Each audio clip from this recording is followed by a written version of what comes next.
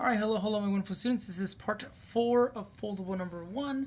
For this one we're going to be expanding the logarithm. So we have a logarithm here of the log of base 2 of 4x over 7. And we're going to expand it out to as much as possible.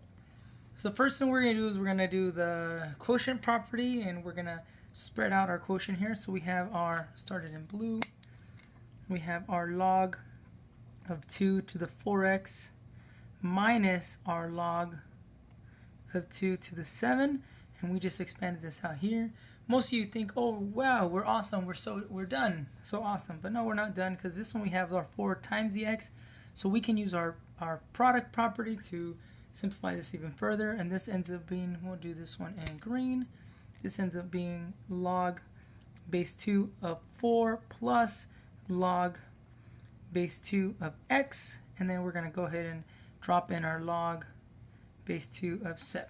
And this is our completely expanded logarithmic function.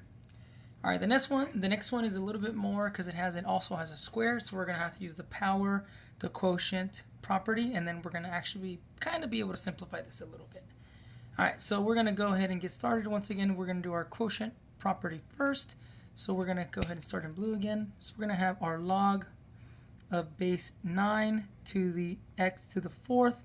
And we're going to subtract our log base 9 to the 729, which is a familiar number if we remember our cube roots. This ends up being moved to the front here. So this is going to change to a 4 times our log base 9 of x minus a log base 9. And I'm going to change this one here. I'm going to do a little bit of side note. I know that 729 is 729 is equal to 9 cubed. So I'm actually going to rewrite this as 9 cubed.